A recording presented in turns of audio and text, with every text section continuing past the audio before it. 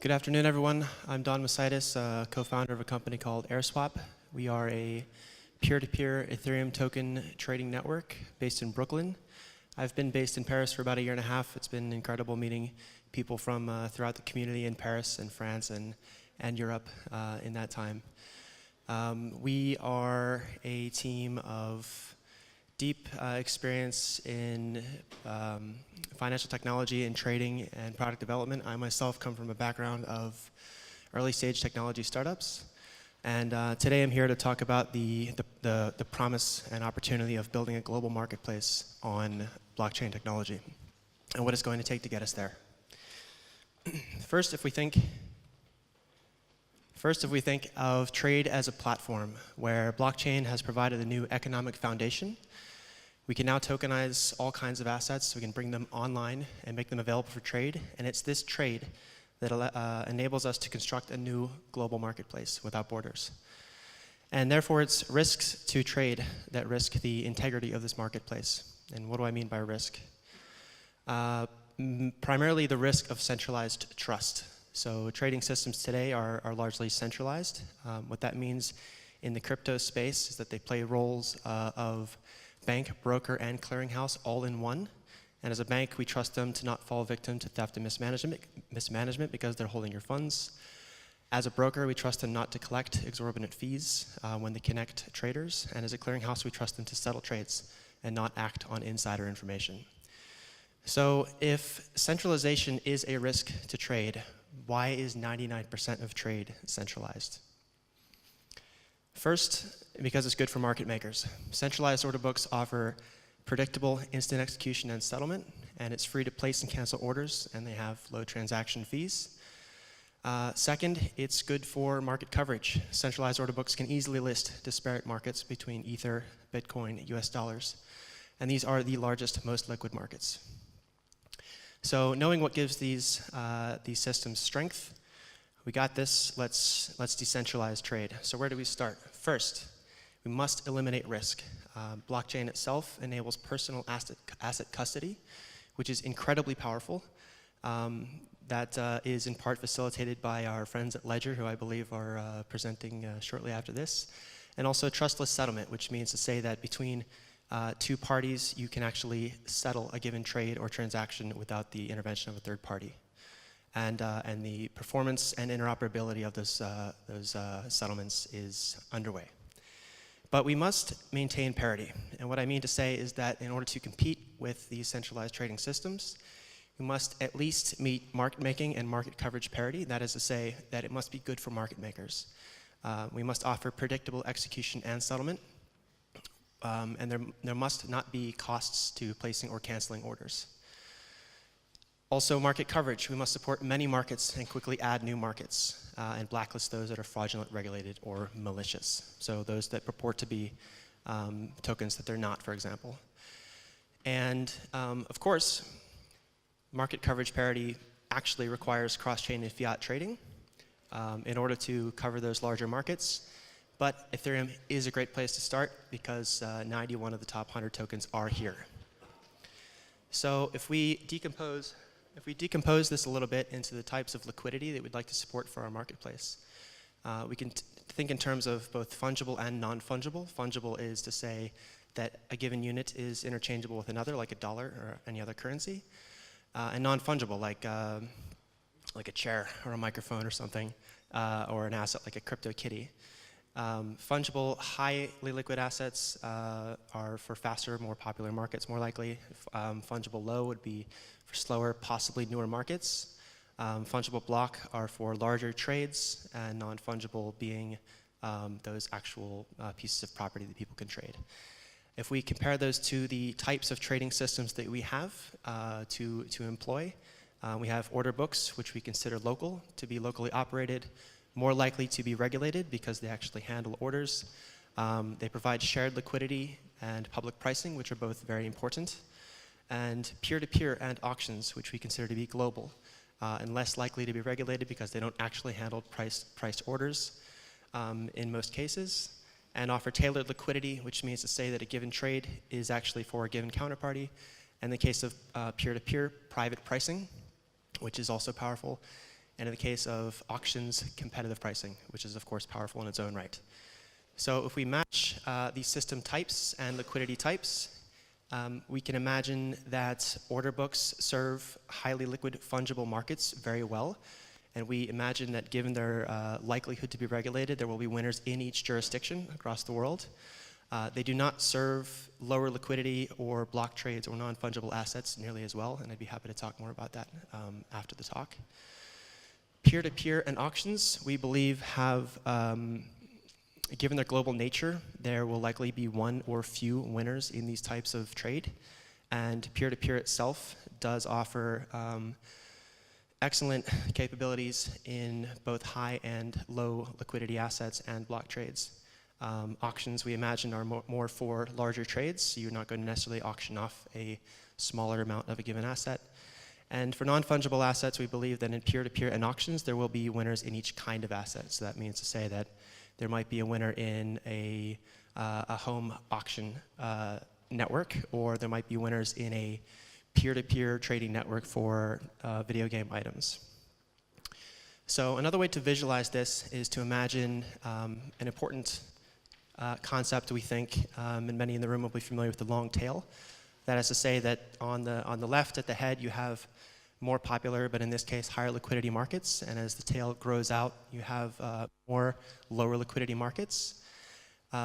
Order books themselves can only get you so far because adding new markets to an order book takes assessment of each asset, it takes manual work. We do believe that the scalability into new markets is a very important part of building a global marketplace. And imagine that peer-to-peer and auctions can certainly take us all the way, because providing liquidity for a given market just means entering that market and making trades. So this is the thinking that we had when we were designing AirSwap. And we focused on peer-to-peer. We are a peer-to-peer trading network.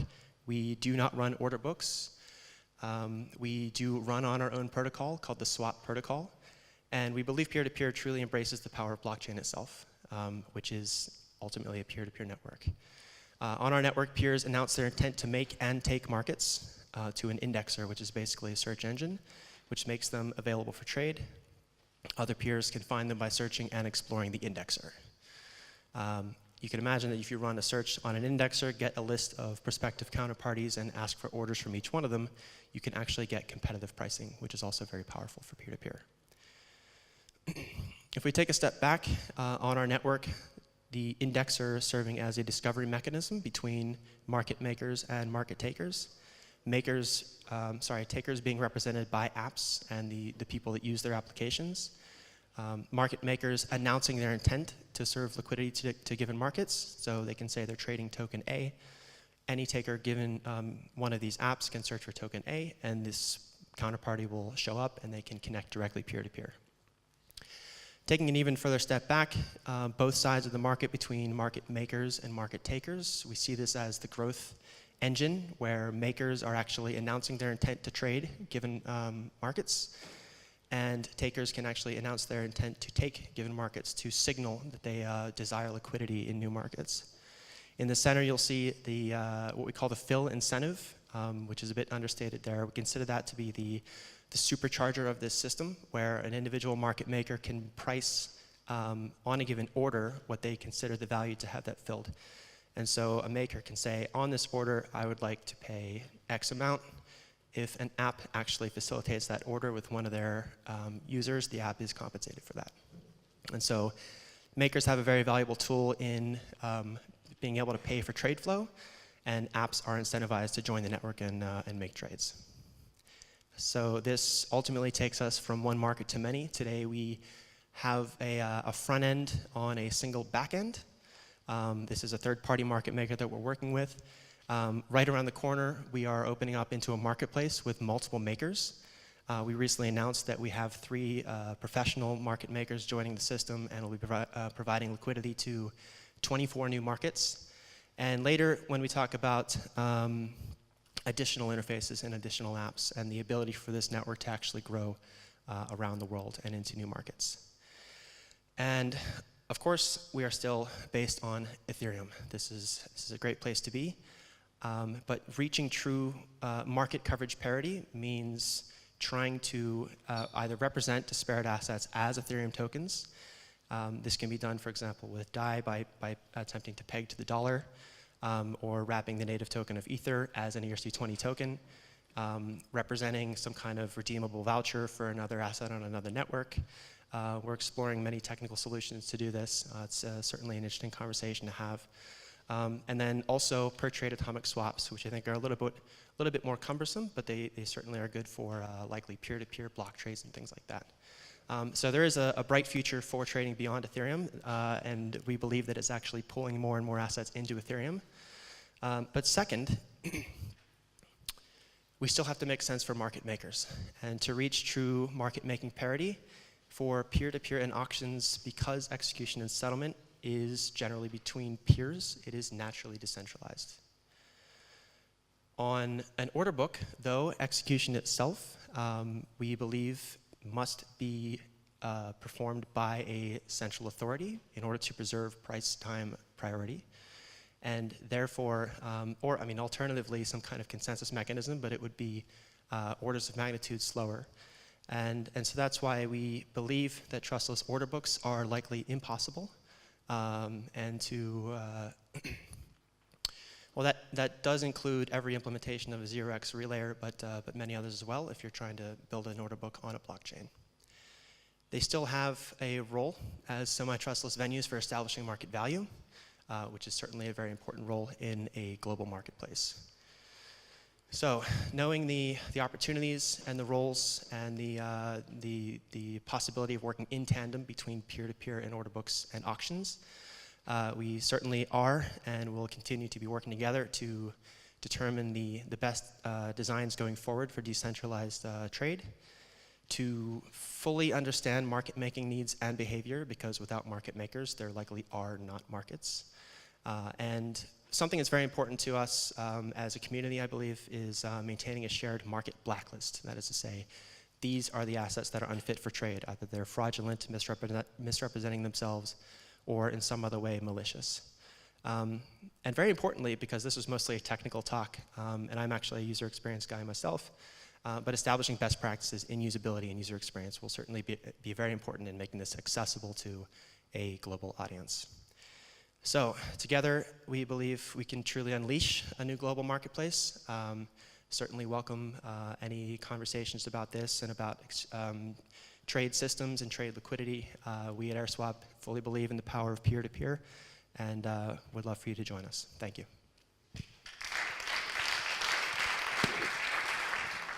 So from a user experience, what is the difference between an indexer and an order book?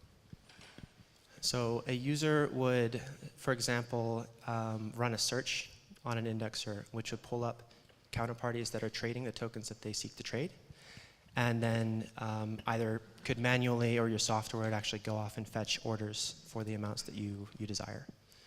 And so you are actually going off and asking the indexer who is trading these tokens, and then it would come back and say, these guys are trading these tokens, and then it would give you orders for each one of those that you can choose. Yeah.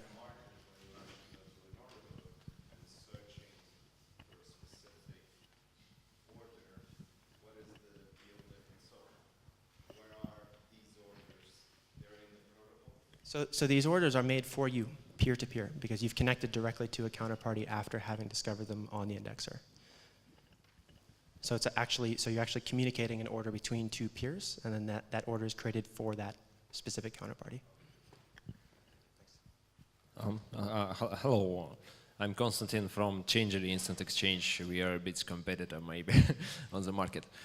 May you describe what are main competitive advantages before the centralized instant exchange services? Because I understand that you are much less liquidity, but it's maybe trustless or something else.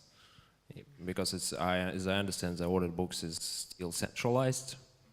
What is your main competitive advantages? Competitive against which? Competitive advantages before the centralized instant exchange services like Shapeshift or Changery. Mm-hmm. Well, for any one of those, you're trading against a specific counterparty, and there's actually only one counterparty.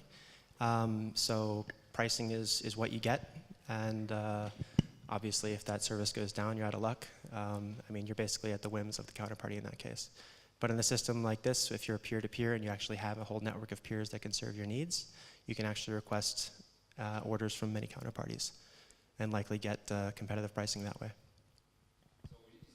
A shared market blacklist, that we should maintain it as the market. So how do you imagine that? And what do you mean by it?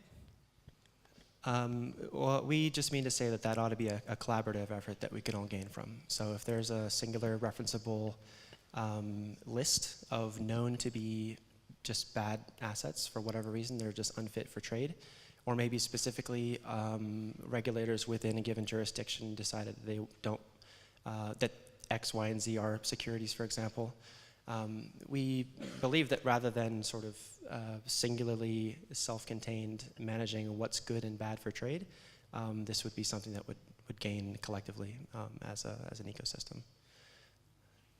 So I'd speak in terms of blacklist because I want to maximize scalability. There, of course, is an alternative view in a whitelist to say these are the only tokens that we can trade. But that, of course, has a very limited effect. What exactly is wrapping your Ethereum? Sorry? What is meant by wrapping Ether? Oh, yes. So I kind of buzzed over that. So Ether is, of course, the native coin or token of Ethereum. But in order to trade it in a when we talk about Ethereum tokens, we generally speak of kind of the granddaddy of fungible asset standards, which is ERC-20. And so what we can do is standardize a contract that actually performs the trade between two ERC-20 compliant tokens. And so in order to convert your Ether into something that's compatible with that ecosystem, you wrap it into an ERC-20 compatible token, if that makes sense. Thank you.